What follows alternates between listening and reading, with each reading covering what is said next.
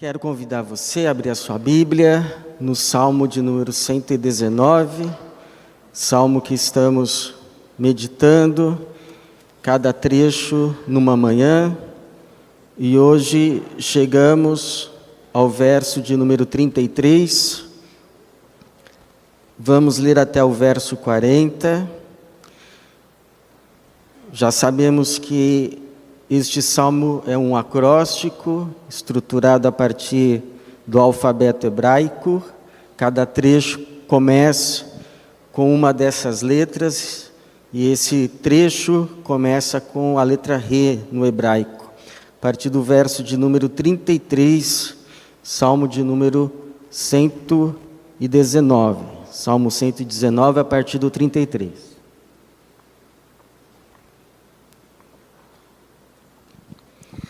Senhor, ensina-me o caminho dos teus decretos, e eu os seguirei até o fim. Dá-me entendimento para que eu guarde tua lei e a ela obedeça de todo o coração. Faze com que eu ande pela vereda dos teus mandamentos, pois nela tenho prazer. Inclina meu coração para teus testemunhos e não para a cobiça. Desvia os meus olhos de contemplarem o que é inútil e vivifica-me no teu caminho. Confirma ao teu servo a tua promessa feita ao que te teme, e afasta de mim a humilhação que temo, pois tuas ordenanças são boas. Anseio por teus preceitos, vivifica-me por tua justiça. Obrigado, Senhor, pela tua palavra, obrigado pela tua igreja, obrigado por esse culto no qual o Senhor mais uma vez nos reúne, nos chama, nos convoca para ouvir as nossas orações, receber o nosso louvor e também falar aos nossos corações. Pedimos a ministração mais uma vez do Teu Espírito Santo e que a Tua palavra encontre lugar em cada mente e coração e produza o fruto de salvação pelo qual ela foi nos enviada. Essa é a nossa oração para a Tua glória, em nome de Jesus. Amém. Eu ouvi de uma senhora que, vendo a imagem, a figura, a fotografia de um pai ajoelhado junto com o seu filho em oração, os dois estavam ajoelhados orando, aquela senhora teria dito assim: eu nunca vou querer que a minha filha ou meu filho se ajoelhe diante de ninguém. Aquela pobre senhora não sabe é que quem não se ajoelha diante do Senhor vai se ajoelhar diante de outros senhores. A diferença é que o nosso Senhor não humilha, não pisa,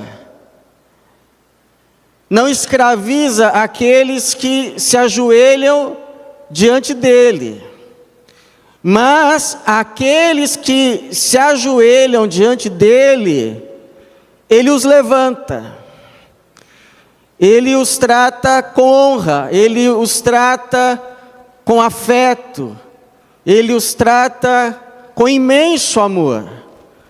Por isso que o nosso Senhor é digno não apenas de todo o nosso temor, de todo o nosso respeito, mas também de todo o nosso afeto, de toda a nossa consideração, de toda a nossa gratidão, de todo o nosso amor.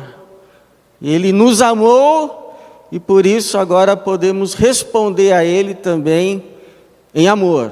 E é esse sentido da palavra Senhor, quando ela é usada de forma especial nos Salmos, A palavra Senhor, que na verdade é a forma de não se tomar o nome de Deus em vão. Porque o nome de Deus, a pronúncia, ninguém sabe ao certo qual é.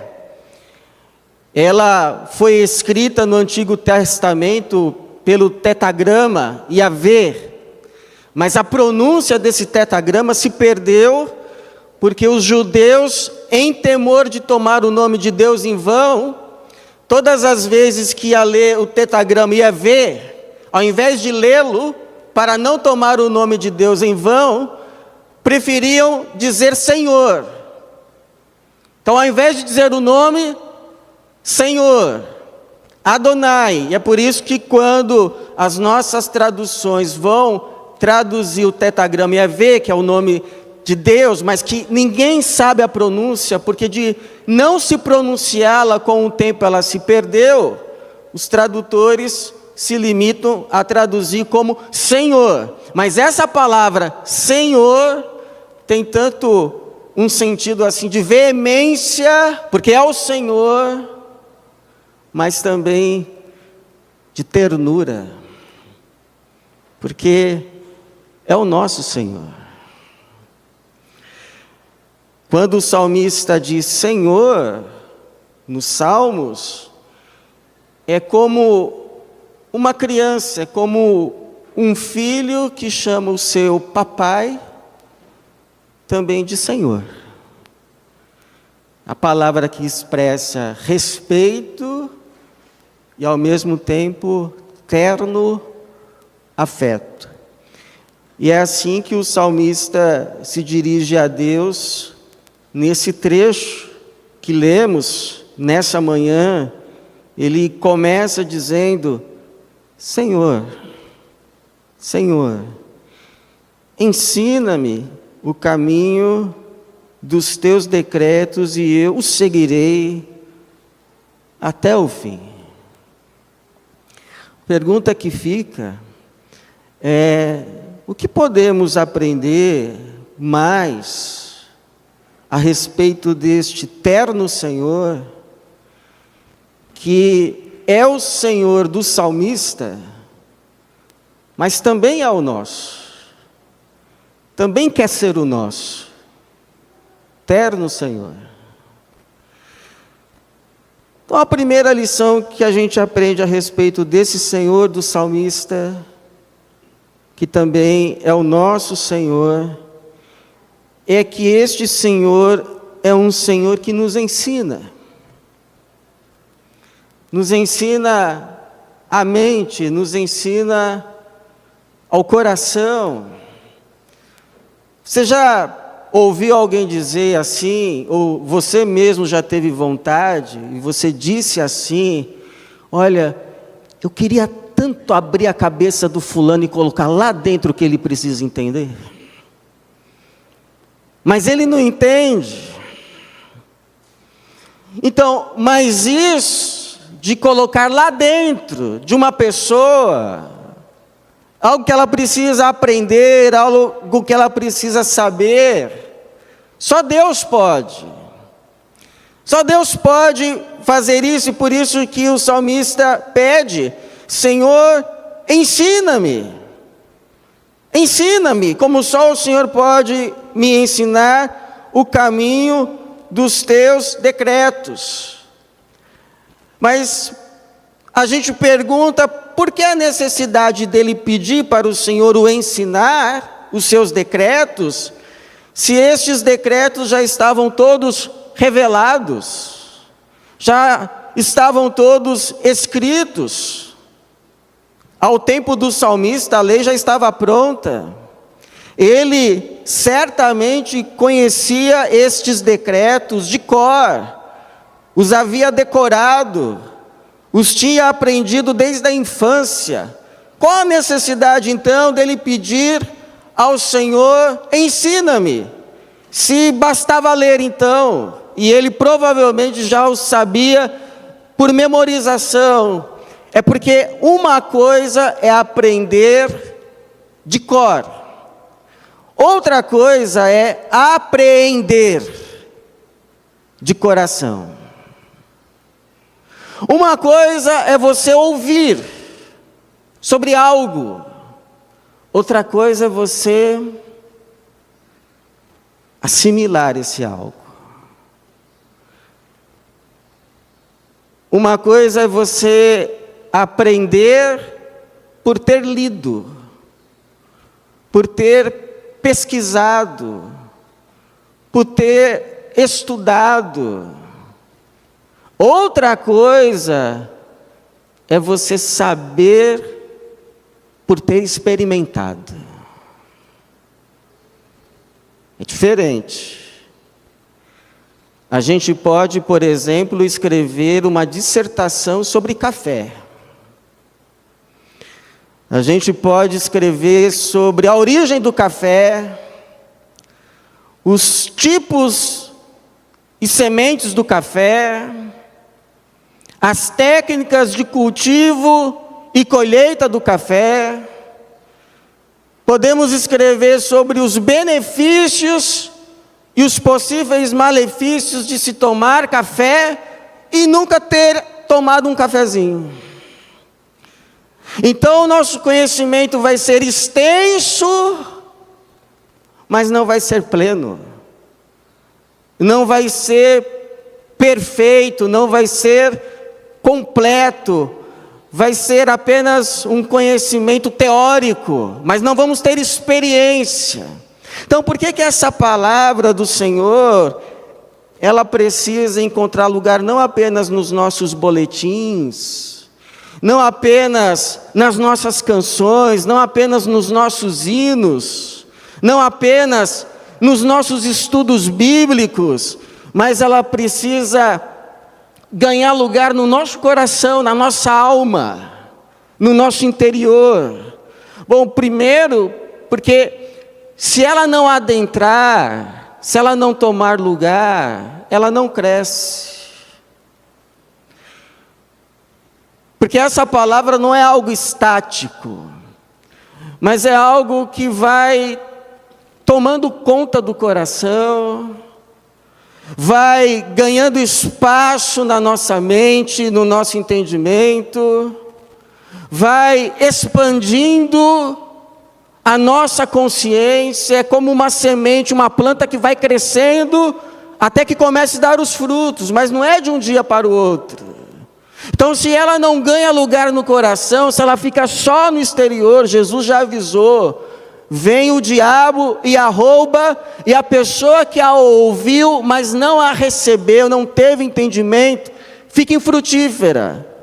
Tá, a pessoa que ouve, mas aquela palavra nunca de fato faz sentido, nunca penetra, e portanto nunca dá fruto.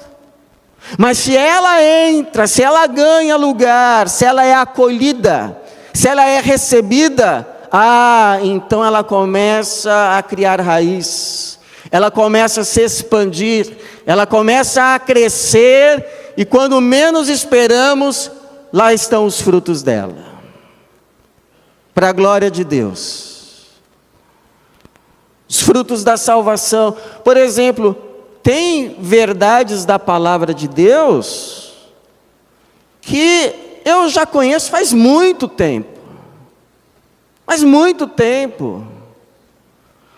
mas somente agora, relativamente há pouco tempo, que elas ganharam maior sentido, que elas se adensaram. Por exemplo, antes, eu sabia que a murmuração é pecado, sempre soube,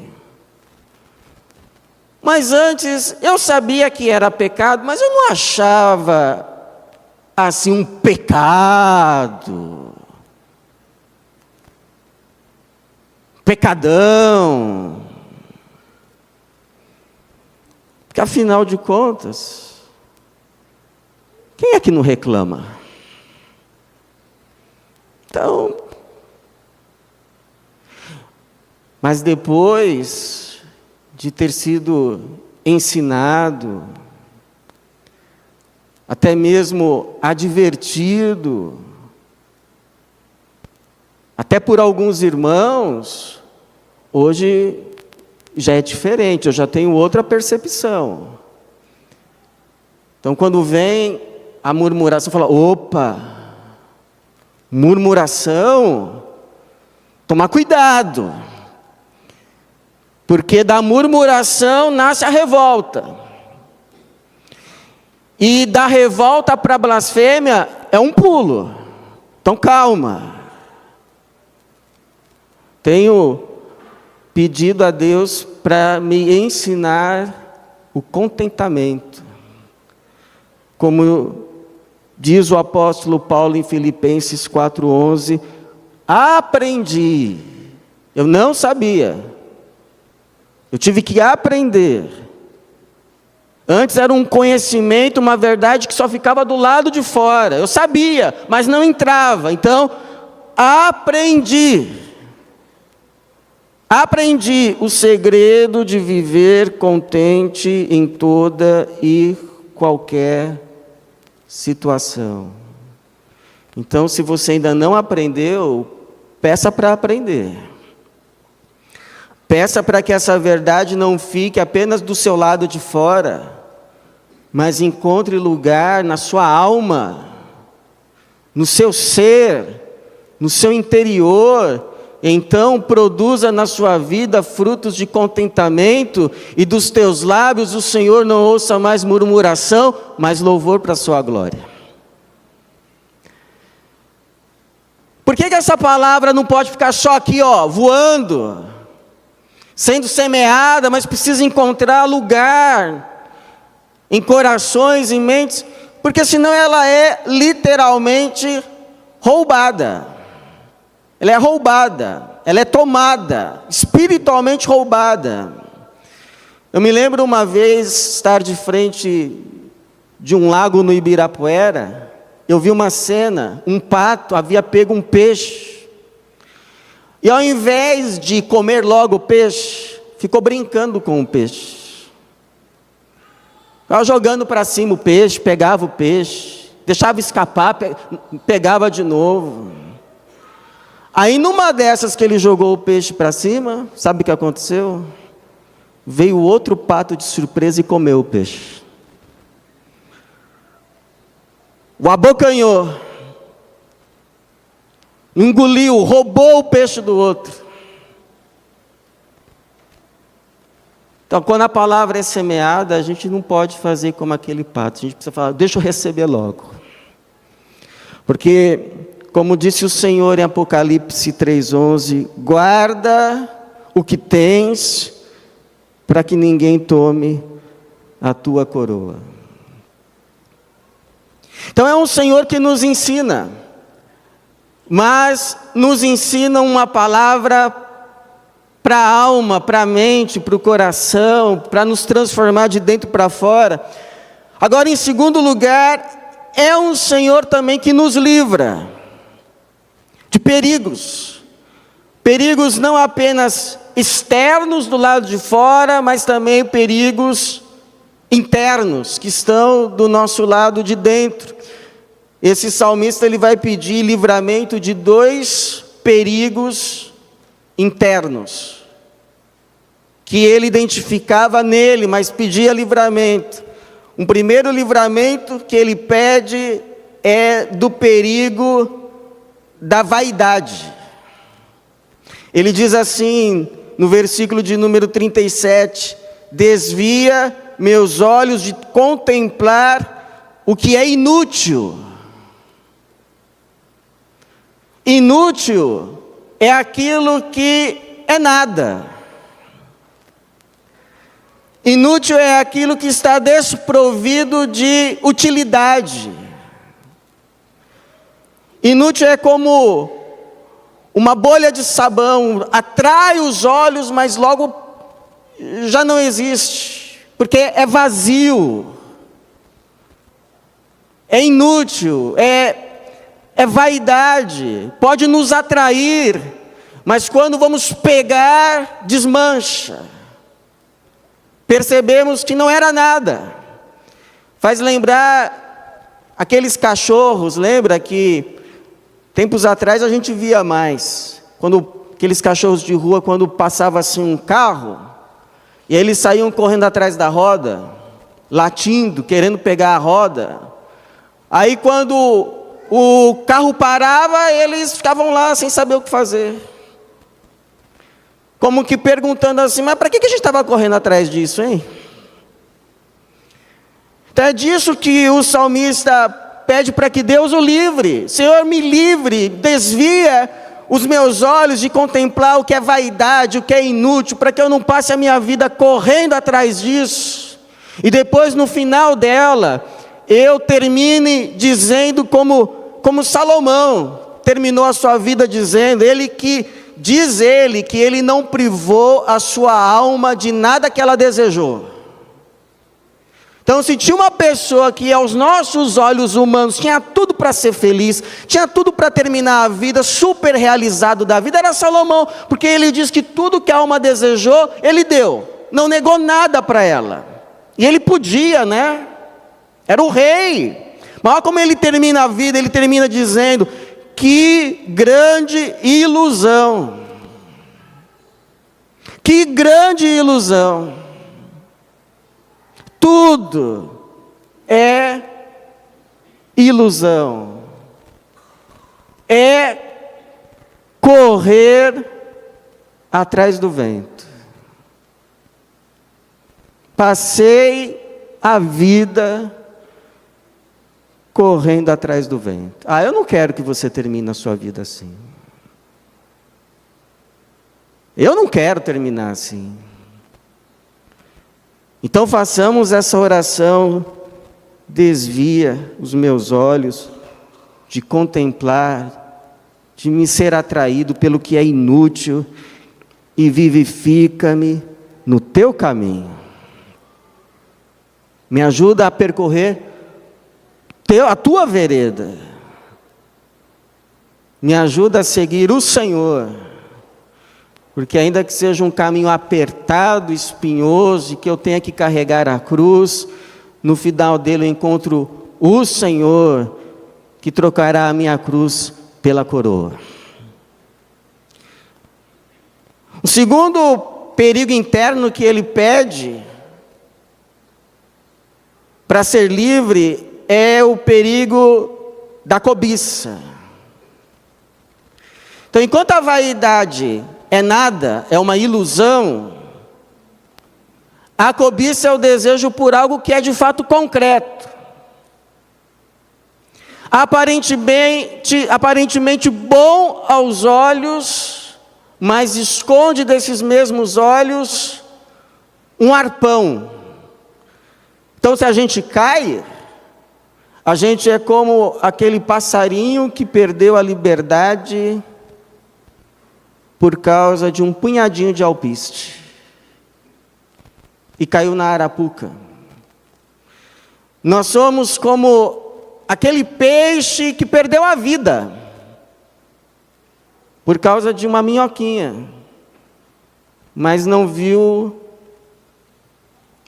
a isca, o arpão. Por isso que ele vai dizer no versículo de número 36, inclina meu coração para teus testemunhos e não para a cobiça.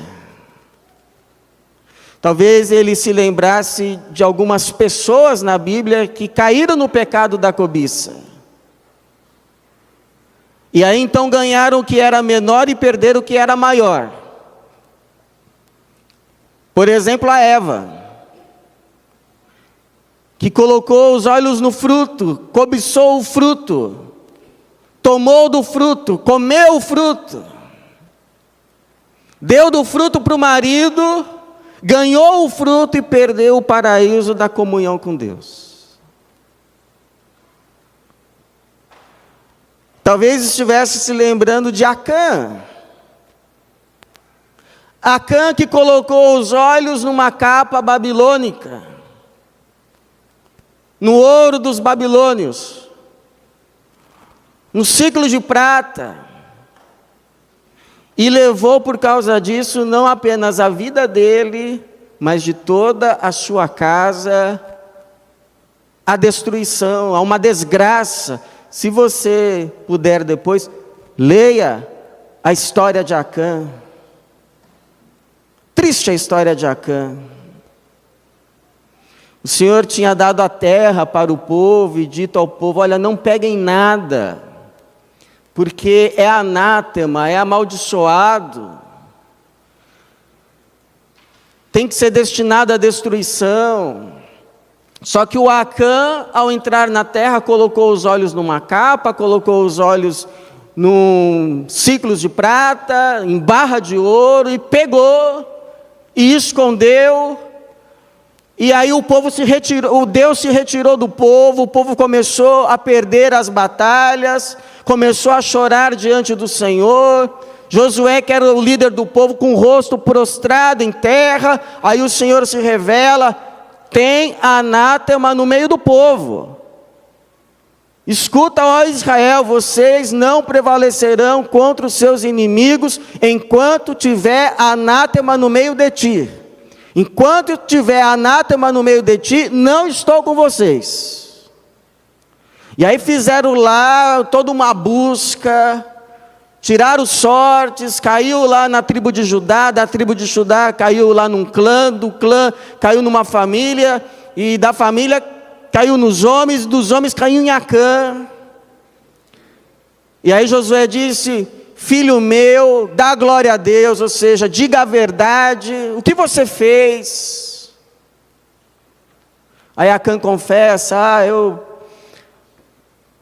eu desejei uma capa babilônica, eu desejei barra de ouro, eu desejei ciclo de prata, e está tudo escondido lá na minha tenda. Aí os homens foram lá correndo, pegaram tudo, trouxeram diante do Senhor. E a palavra dita a Acã foi: porque você trouxe desgraça ao povo, desgraça virá sobre a tua casa. Que triste. Que triste a história de Acã. Tudo que tinha, destruído em um dia, por causa de uma capa, um ciclo de prata e uma barra de ouro. Então é assim que os outros senhores tratam aqueles que se ajoelham diante deles. Por isso, 2 conselhos para você não cair nessa armadilha. Por mais atraente que seja, primeiro, ore ao Senhor de coração mesmo.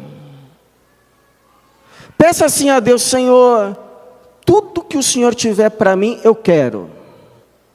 Mas eu não quero nada que não esteja no Senhor para mim. Eu só quero aquilo que vier da tua mão. Porque aquilo que vem das tuas mãos não me afasta de ti. Nem afasta o Senhor de mim. Por isso que disse Jeremias: a minha porção é o Senhor. Não troco nada pelo Senhor. Diz a minha alma: portanto, esperarei nele. O que vem da mão do Senhor é nosso, o que não vem é cobiça. É destruição disfarçada de bênção. Não vale a pena. Você ganha o menor e perde o maior. O segundo conselho é: quando algo atrair os teus olhos, coloque à prova. Não vá pegando. Diga assim, pergunte-se: bom, é bonito, é atrativo, é lindo, mas é lícito.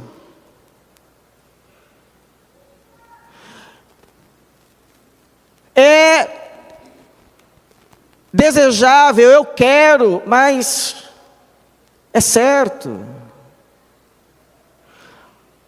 Aparentemente é bom, para mim, aos meus olhos,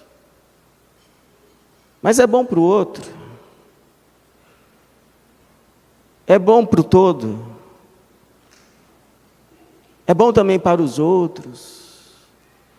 E você pode até sentir uma tristeza no seu coração ao se dizer não para si mesmo.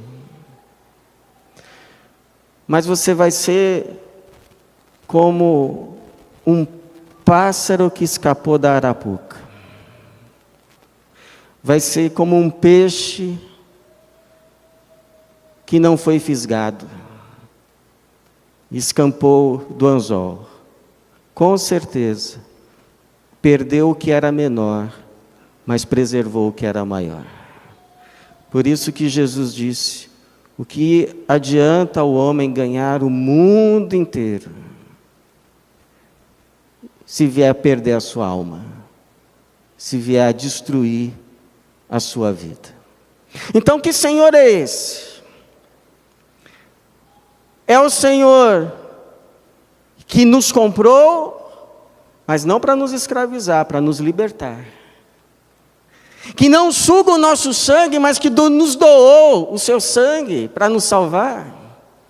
Que não nos chama mais servos, porque nos revelou toda a vontade do Pai, nos chama de amigos. E nos ama, não por aquilo que a gente faz ou deixa de fazer, mas por aquilo que somos, seus filhos e filhas. É o Senhor que nos amou, que nos ama e sempre nos amará.